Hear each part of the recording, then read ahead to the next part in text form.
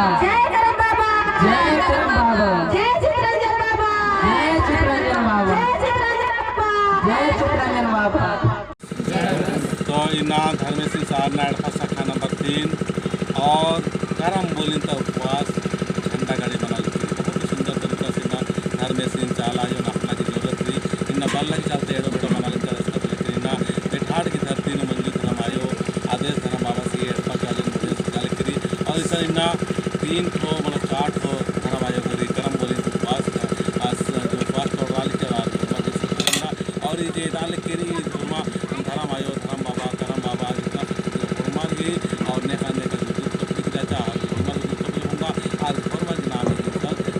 नहीं जाले करी तो बढ़िया से एक दिन आके और समझ के और बढ़िया से इसका जमा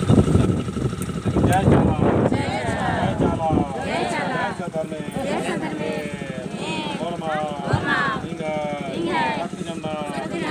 जय करम बाबा जय चला जय सदर में हरमर को निन्यारा सब एक बार पुलिस देखो चल बारता नमाय माजिन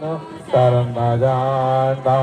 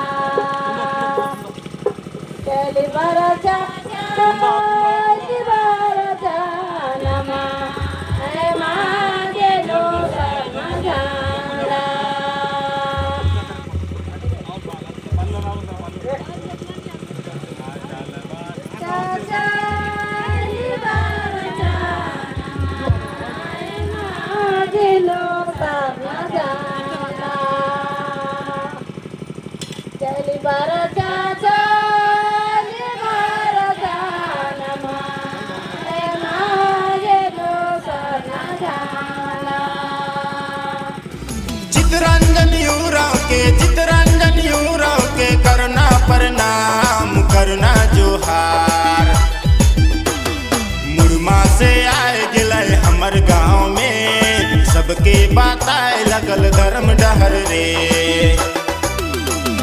मुरमा से आए गिलय हमर गाँव में सबके बताए लगल धर्म डहर रे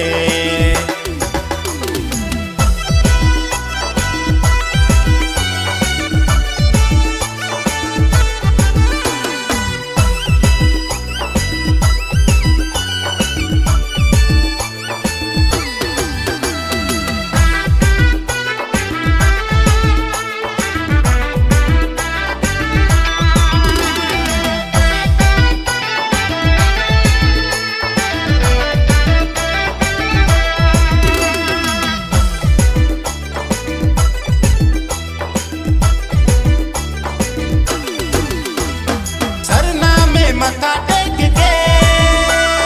चले धर्म डहार पगाड़ी बांध के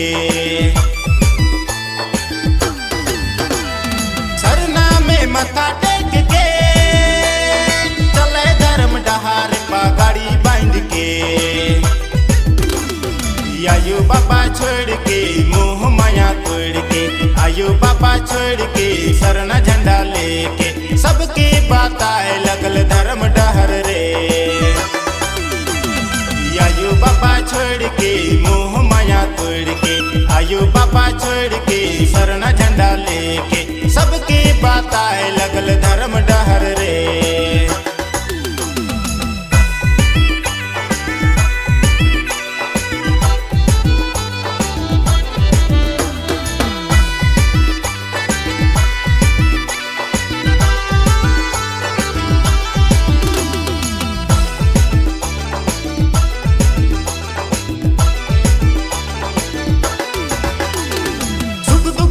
बारे उठ के हंसी खुशी बताए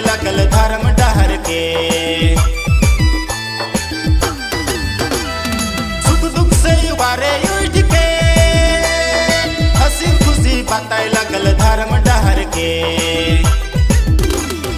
लोभ लालच छोड़ के मोह माया तोड़ के, लोभ लालच छोड़ के मोह माया तोड़ के, सबके बताए लगल धर्म डहर रे। लोभ लालच छोड़ के सरना झंडा लेके, लोभ लालच छोड़ के सरना झंडा लेके, सबके बताए लगल धर्म डहर रे।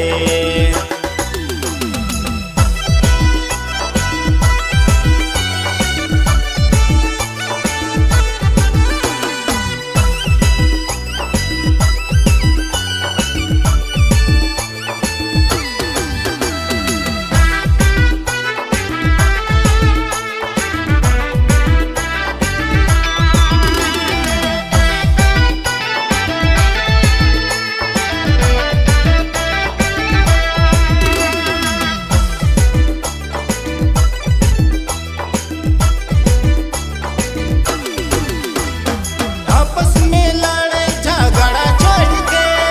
सरना कर डहर में चला कहा थे। आपस में लड़े झगड़ा छोड़ के सरना कर डहर में चला कहा थे। मान समन छोड़ के हिस्सा पटका छोड़ के, मान समन छोड़ के सरना झंडा लेके, सबके बताए लगल धर्म